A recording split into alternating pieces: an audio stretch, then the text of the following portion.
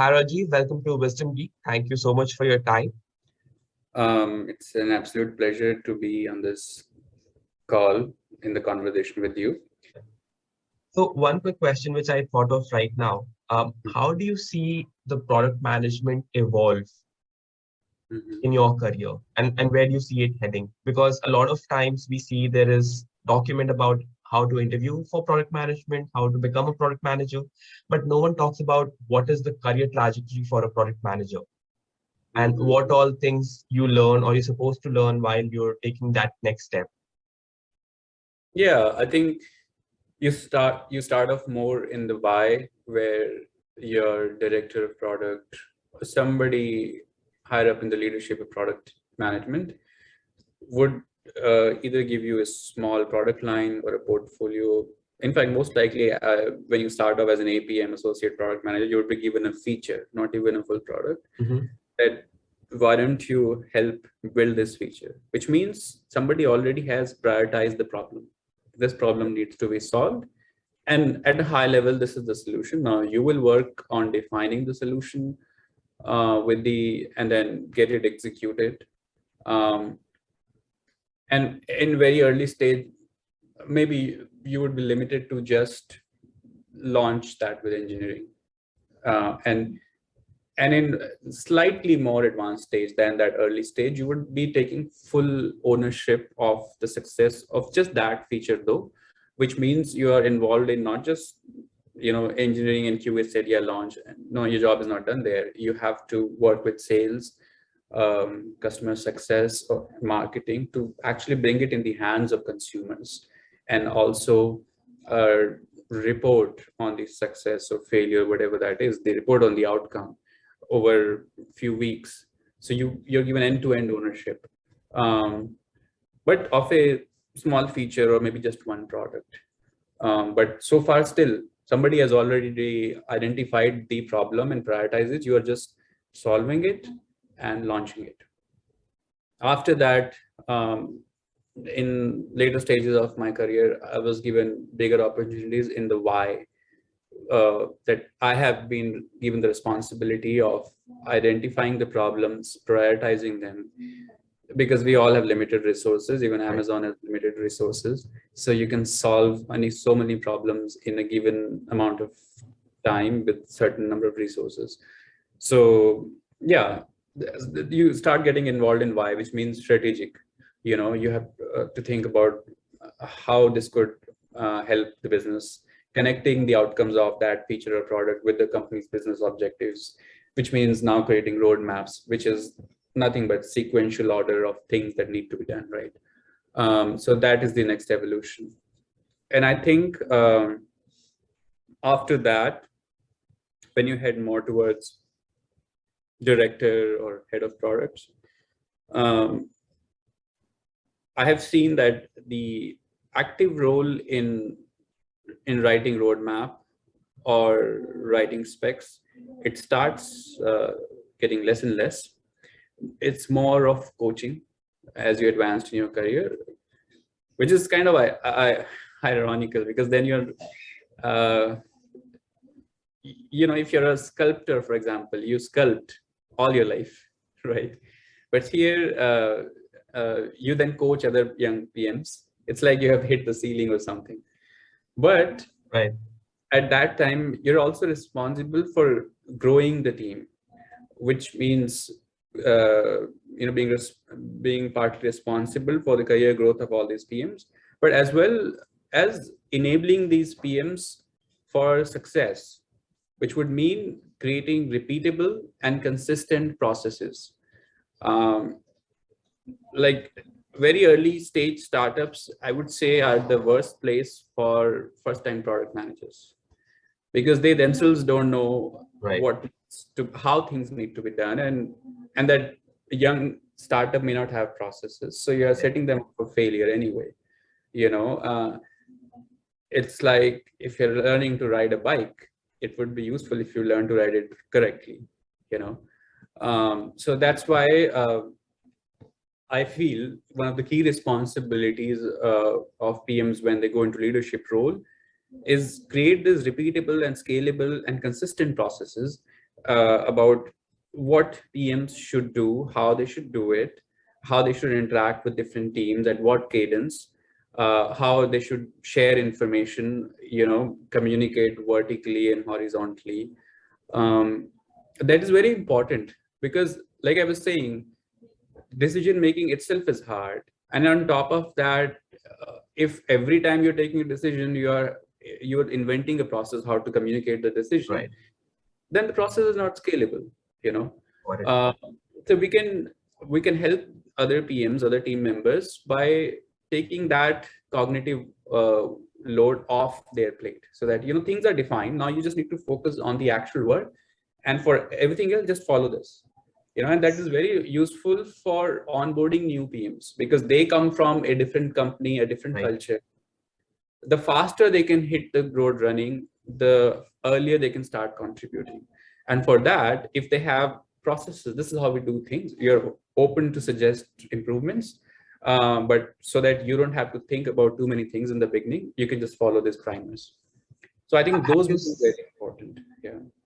have you seen any, like, have you experienced this process anywhere which was really good? And can you like just a little bit elaborate? Because I myself have not thought about a process in terms of such large scale where you set up a process for other PMs. Yeah, man. You're like they say in India, you're touching a very hot nerve there. I'm so sometimes frustrated with the lack of processes or lack of respect for processes. Um, I mean, I'm also the person who enjoys freedom, but at the same time, I'm all for diversity, but not the kind that adds cognitive overload for no additional real value. I haven't seen in many places, to be honest, scalable, repeatable processes. But one of my mentors, Sanjay Nathwani, who's now at Google, he was the VP there. And the reason he won my respect was it was very important for him to create processes that he had conviction in and educate the different team members, right from the APMs to senior PMs, how to do things, and he was very open for suggestions. Um, and and then he hired another person, Clara, and I could see there's a consistency, and they both came from BlackBerry. So, and I was quite surprised. How do they think so similarly about processes? So I think in large companies, I haven't worked a lot in very large companies. I feel you get a good training in processes, which are very important when your organization begins to scale. Early on, when you are 2, 3 people team in PM or maybe few engineers, you may not need a lot of process and it will become an overhead maybe. But when you start scaling the team members, then communication becomes very important. Otherwise, you have conflicts or different stakeholders have different expectations. But when I chat with my folks from sometimes Amazon as well, I see they really get a good training in processes, which becomes very useful for when these PMs move to young startups, because then they bring those good examples of processes there. And I have seen a stark difference even in the startups, even if it's a small startup. If the founders are young people versus founders are experienced and relatively, say, middle age or upper, there's a stark difference. Once I interviewed with an organization in Vancouver, I think it was a 12, 20 people startup. Okay. But I was so impressed because the interview was done, I think, in 35 minutes with an hour-long interview or something. Or maybe I took my own sweet time to understand them. I just took more time in the Q&A round. And I asked them the question, how do you do this? How do you prioritize bugs? And I was so impressed that in such a small startup, they had those processes. And I think for processes to become important and get the right respect, the executive sponsorship is very important. That the leaders, the founders of the company should show a championship for these processes. And because those founders were already serial entrepreneurs, they had started organizations and sold off. So from the experience, they could create those processes from early on. A classic example in India is Big Basket. Mhm. I was one of the early adopters of Big Basket in terms of users. When I was in India, whenever there was an issue, I noted that I think COO was there, Venkat or somebody, but he would himself respond. And he had created these processes for customer support that this is how everyone else should also do, And now I've been in Canada for a couple of years. So I haven't been using Big Basket till COVID hit, when I had to order grocery from my parents in India. And I was so shocked, pleasantly shocked, that the new customer support team had similar principles and qualities as that gentleman who did like 6-7 years ago, and he himself was still marked on CC. So, and I think that whole founding team of Big Basket was experienced, and I think they were in middle age or something, but I was really feeling respectful about that process and quality that they had created there. And this was hugely different from the other young startups who at that time, I think e-commerce just went to the roof at that time, but they didn't have any of those processes. You speak with each customer support person, they have different ways of doing things. Yeah. So you could see, the difference when more experienced people start businesses. Yeah. What are the various resources which you look at to keep yourself updated with product management space? And is there any book which you recommend, which you're reading right now, or perhaps a person should read to become a better product manager?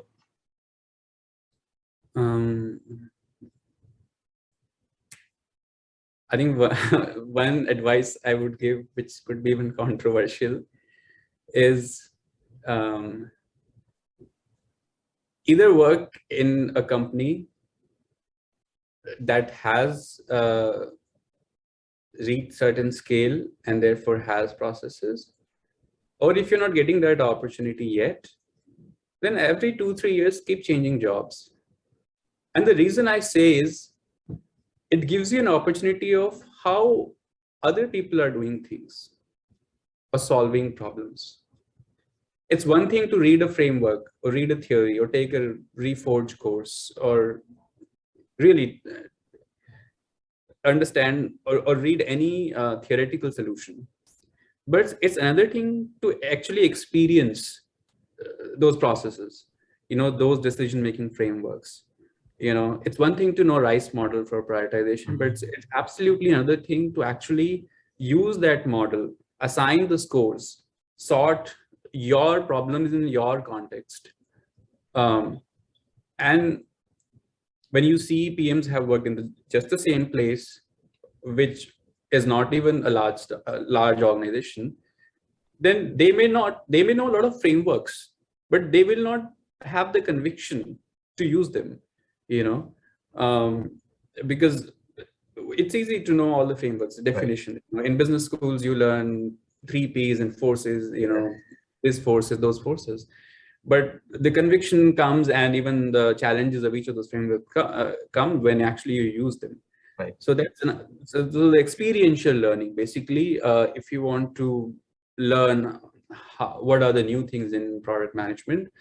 Of course, these podcasts and books are useful, but at the same time, and even if you're not changing the job, do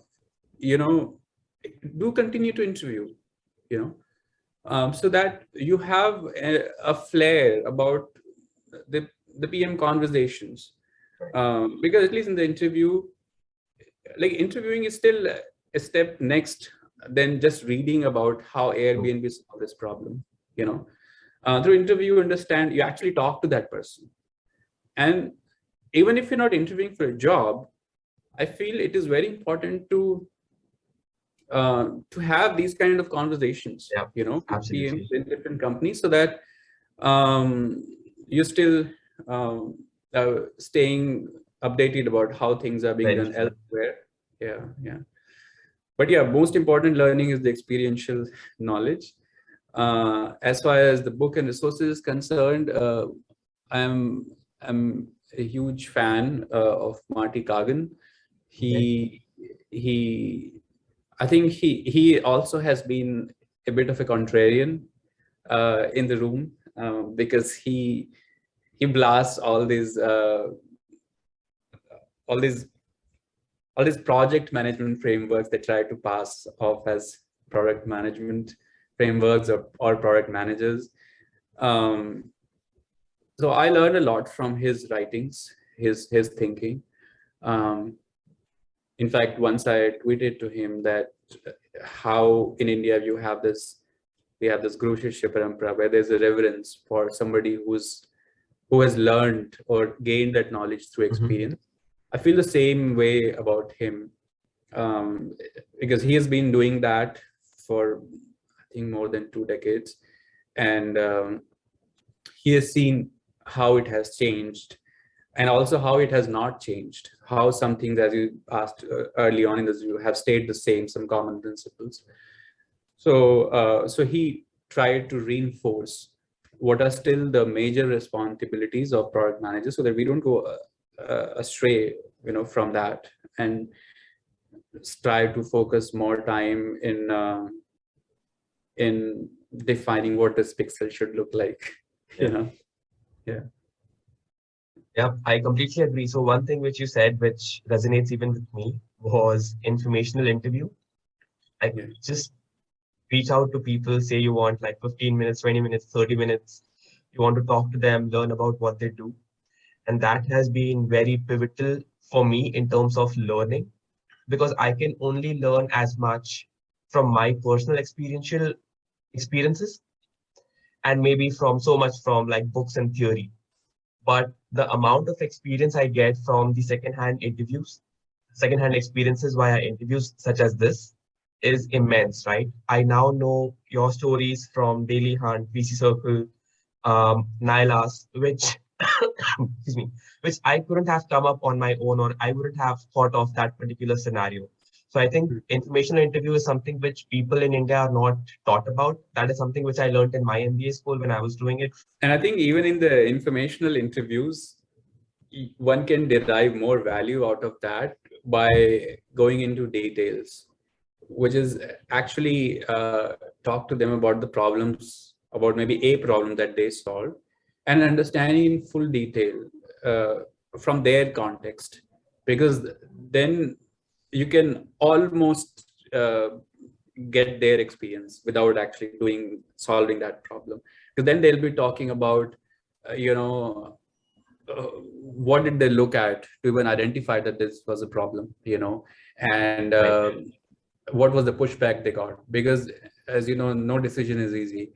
So even if they say, oh, let's solve this problem, but there'll be a lot of pushback. Yeah. Because every problem that they solve, there are three other problems that they're not solving. um, and also, if at all in future you are interested in that company, then the tables are flipped. At that time, they'll be asking you the same questions. Exactly. So understanding how they are doing things today, from the actual context of, for example, on Airbnb, how did they come up with the rating system? What, and go to as many details as possible. Yeah. They might hesitate in some, which is fine. Be respectful of that, because of legal reasons they can share only so much. But still, that is a huge learning. And as you said, you can learn only so much from your experience. So that's the next best way. If you're not actually doing that job, just learn how they're doing that job. Exactly. Exactly. Yeah. Yeah. Thank you so much, Rajiv. It was really wonderful learning so many things from you. Thank you so much for your time. And I'm glad that we had this conversation. And I've learned like just so many things from like different domains, different experiences, and how like a 8-year experienced product manager thinks versus how a 3-year old product manager thinks. And the difference is vast, crazy Well, vast. I'm glad to be in this conversation, and I'm really happy I found a new friend. Yeah, absolutely. Absolutely. Anytime you land in India, ping me. We're definitely catching up.